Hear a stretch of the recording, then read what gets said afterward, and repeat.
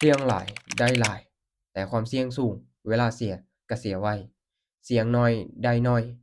ความเสี่ยงต่ำและมีโอกาสเติบโตในระยะยาวมื้อนี้ข้อยจะมาเว้าถึงกฎ1%และ2%สำหรับนักเทรดมันคือหลักการบริหารความเสี่ยงยกตัวอย่างง่ายๆเรามีพอร์ตมีเงิน100เหรียญออร์เดอร์แรกเราไป1%ก็คือ1เหรียญ2%ก็คือ2เหรียญ เป็นหลักการบริหารความเสี่ยงที่เอิ้นได้ว่าเป็นยอดนิยมเลยแหละสำหรับหมู่นักลงทุนหรือว่านักเทรดถ้าว่าเราเทรดบ่มีกำไรแต่ว่าเราก็ต้องบริหารต้นทุนของเราให้มันอยู่ก่อนให้มันเท่าทุนก่อนบ่ให้มันหายไปไสก่อนเอิ้นได้ว่าเป็นการเซฟๆว่าซั่นซะเนาะเซฟๆต้นทุนของเราถึงแม้นว่าเราเทรดบ่มีกำไรก็อย่าแต่ว่าต้นทุนของเราก็ยังอยู่เนาะแต่ อย่าฟ้าวเนาะอย่าฟ้าวอยากรวยไวเนาะอย่าไปเกินว่าซั่นซะคือเราตั้งกฎให้กับตนเองจะเป็นการดีเดะนักเทรดมือใหม่นี่แฮ่งต้องได้ตั้งกฎแบบชัดเจนกฎในการบริหารความเสี่ยงของเราเนาะตัวอย่างเอาแบบ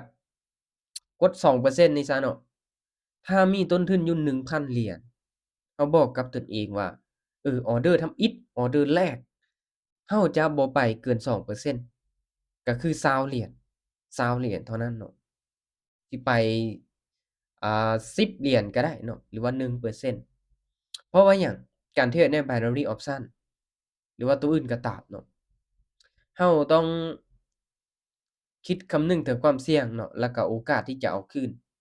คือเราเสียไปไม้ทำอิฐเราเสียไปเนาะ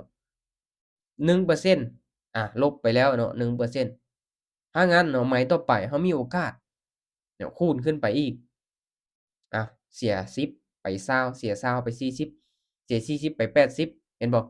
ถ้าเราเฮ็ดแบบนี้นี่โอกาสเนาะโอกาสในการเข้าออร์เดอร์ของเรานี่มันมีหลายไม้โอกาสในการแก้มือของเราเนาะถ้าไผที่เบิ่งคลิปของข้อยเนาะหรือว่าเห็นข้อยเทรดสดๆในมีตติงจะรู้เลยเนาะว่าในการบริหารความเสี่ยงของข้อยบริหารเงินของข้อยนี่เป็นแบบใดตัวนี้แหละเราไปเนาะ10เสียแล้วคูณเป็น20เราวินไม้นี้เห็นบ่เราได้ต้นทุนได้กำไรกลับคืนมาเนาะ ถ้างั้นไม้แรกเด้อทุกคนเด้อไม้ทับอิฐที่เราจะเข้าออร์เดอร์ต้องไปไม้น้อยๆ1% 2%แฮ่งดีเนาะอย่าฟ้าวอยากรวยไวเนาะบางคนนี่มีต้นทุน100เหรียญไปแล้วไม้ละ50ก็50%เลยเนาะแม่นเนาะมันได้ไว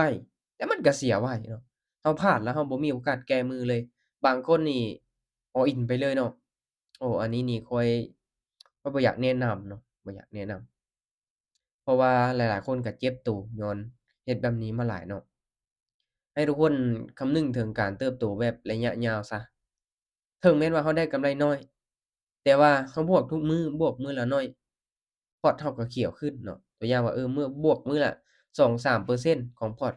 มื้อนี้ก็บวกมื้ออื่นก็บวกมื้อฮื้อก็บวกบวกๆๆขึ้นไปมันสิบ่ได้หลายซั้นบ่เนาะถ้าว่าเราลบมื้อนี้ได้หลายมื้อต่อมาลบเบิดแล้วทั้งต้นทุนทั้งกำไรโอ้แบบนี้นี่ มันบ่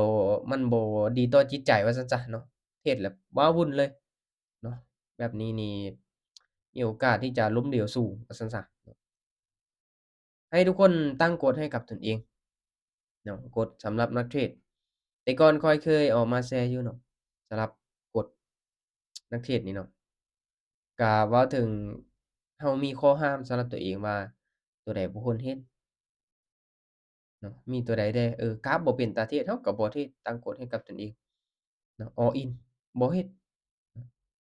โลภบ่เฮ็ดเนาะอันนี้คือการตั้งกฎให้กับตนเองเนาะคือในกรณีการบริหารต้นทุนนี่แหละสำคัญเนาะเป็นหยังเราต้องมีกฎเนาะ